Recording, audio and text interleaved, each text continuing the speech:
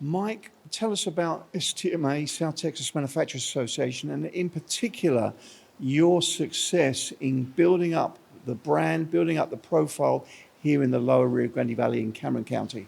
Certainly. So we've always been a regional association, but in the past we had a Harlingen Association, and years ago even one in Brownsville. So we kind of stuck to Hidalgo County. But for the last 6 or 7 years, we've been uh, branching out to fill the needs all across the valley. We're the only association in the valley now.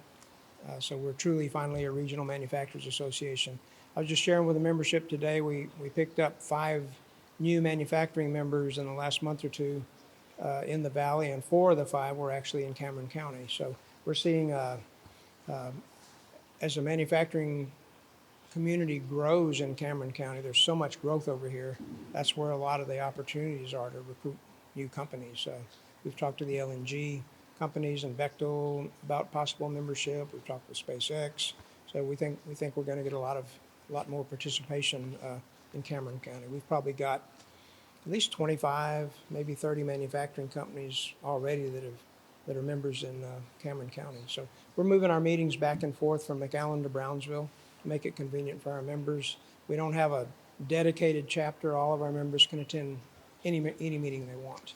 So yeah, there's a lot of growth in Cameron County, and they've actually got I think about 4.5% of the workforce in Cameron County is manufacturing, and it's about 2.5% in Hidalgo County. So it's actually a bigger footprint over here now, thanks primarily to Cetrium and SpaceX. Between them, they have over 7,000 employees. So that makes a big difference. Yes, the Valley's not known as a manufacturing centre or doesn't have a huge cluster of firms, unlike the other side of the river. But I imagine SpaceX and the LNG firms, we could benefit from the smaller manufacturers that would supply big operations like that. That's got to be something to look forward to going forward. Definitely. It's, tier 1 companies who actually make the last thing, whether it's a rocket ship or a ship going out to sea or a television set or whatever, they all have suppliers who are also manufacturers. They call them tier 2, tier 3 suppliers. So there's a lot of discussion the EDCs are having with tier 2 and tier 3 suppliers to SpaceX, for example, typically aerospace related companies. I don't know all the particulars, and if I did, I probably couldn't share them, but I know there's a lot of activity. GBIC's been working with a lot of companies. And one of the good things about that is a lot of it is U.S. focused, so some of it may not be as international, and maybe they're a little more exempt from tariffs and the ups and downs of international trade and all that, because a lot of the defense and aerospace industry has to be made in the United States. So yeah, I think that's a good opportunity for a lot of companies. And in recent years, we've had a few manufacturing firms setting up at the Port of Brownsville. That's an important hub for us. Definitely. I mean, if you think about it, besides SpaceX doing everything from R&D to building to launching rocket ships, Cetrium, when they were Keppel Amphils, they were building offshore oil platforms. They transitioned to building boats, and Cetrium took it over, and that's what they're doing now, building ships.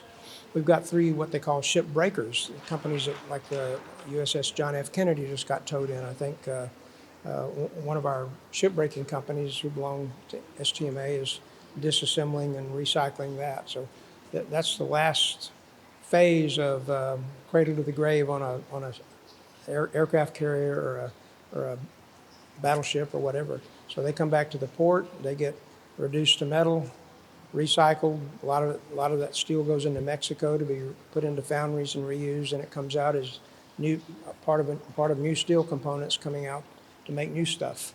So that's a big deal. And there's 3 ship breakers at the port, and they probably between them they employ 700 to 1,000 people, depending on how busy they are at any given time. And as you've always said, manufacturing is the type of industry we want because of the multiplier effect. I mean, we don't want to keep chasing after retail jobs at minimum wage. Manufacturing, high tech is so much better for the economy.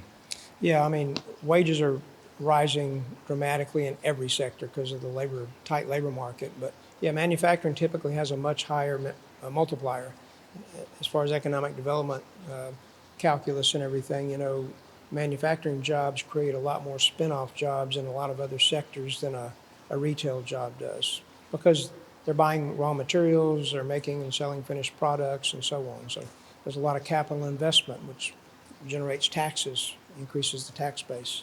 So yeah, it's a not a big part of the economy here in terms of employment, but it's a big, it's a key component of it, and we're seeing a lot of potential growth in the manufacturing industry. And the last 4 presidential administrations have had a priority of trying to grow the manufacturing sector. It's been hard to do, and a lot of the headcount numbers being smaller has to do with the automation technology that's been done to make ourselves more competitive with foreign countries. The more automation we have, the less the difference in labor costs plays a role in where companies locate. So, in all your discussions with the manufacturing sector, is automation, AI, robotics, are those the buzzwords today? Yeah, I mean, continuous improvement has been the mantra of manufacturing since I was started in the 80s in it. I mean, it's just a steady stream of continuously embracing new technology and more automation. It's accelerating on steroids the last 10 years. AI certainly, it's being used in a lot of different ways, but in the valley, I think we're seeing a lot of steady, slow but steady transition to robots and automated machinery and that sort of thing. And it's not just the labor costs. Part of the challenge with recruiting people to work in manufacturing is a lot of people don't like that type of work, but you're actually getting the machines now to do all the hard back-breaking work or strong back work. Now we need people with strong minds to run the machinery, to program the machinery, to use their abilities to help the companies in other ways.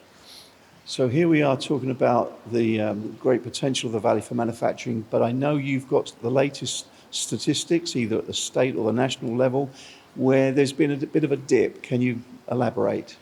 Yeah, the post-COVID, it's been the service economy that's been exploding and keeping our economy growing and frankly causing most of the inflation. Everybody came out of the pandemic with a lot of stimulus money in their pockets and all that, and for a year or two there was just an explosion of people going places, experiential, pleasure, cruise ships, vacations, buying a lot of stuff.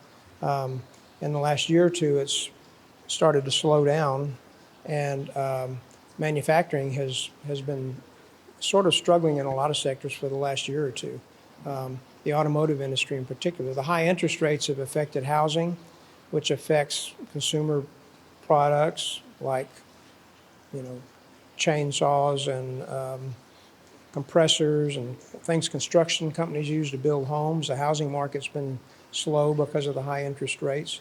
The automotive industry's been slow in general because of the high interest rates. So a lot of our automotive suppliers around here have been really slow for the last year or more.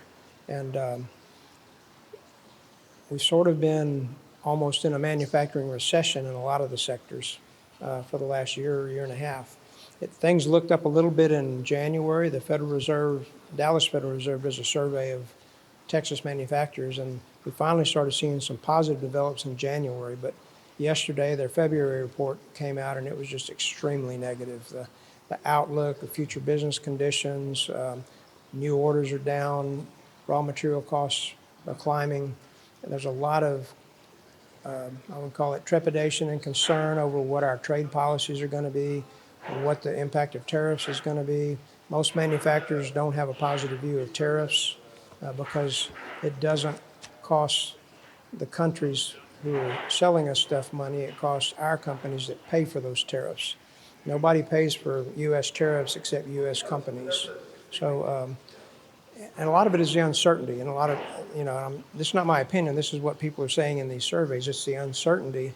You can't plan. You're not going to commit hundreds of millions of dollars to new plants. Do we put them in Mexico? Do we put them in the United States? What do we tell our suppliers?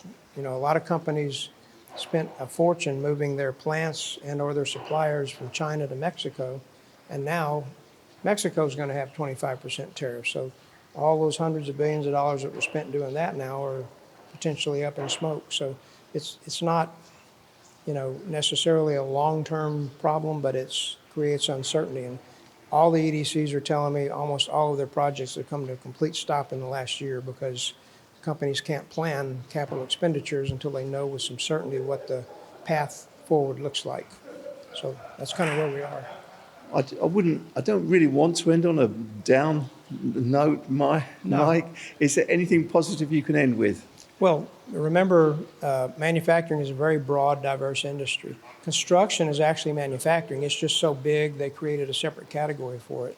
But there's always different sectors of manufacturing that are doing well.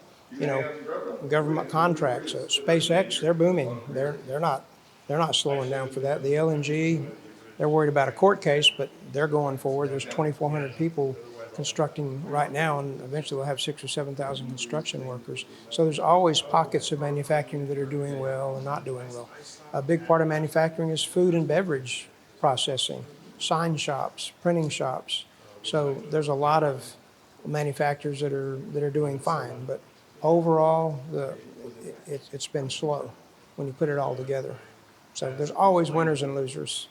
Well, Mike, thank you so much. It's always a pleasure to catch up with you and to get the latest information on the manufacturing sector. Have I missed anything out? Anything else you'd like to say? I mean, overall, I'm optimistic about the future. Our government is committed to growing the manufacturing base in the United States. My concern is where we're going to find the people to fill those jobs. We've got schools down here really committed to developing students with really good manufacturing training programs, but we need young people to want to go into manufacturing, and they need to have a good understanding of where the future holds, and all the uncertainty creates a challenge at times for that. But I'm very optimistic about it. They're good paying jobs. I made my whole career in manufacturing, fed my kids, sent them to school, fed me, sent me to school. So I still love the industry, and I love being able to wander around and work with all the companies and keep up with what's going on.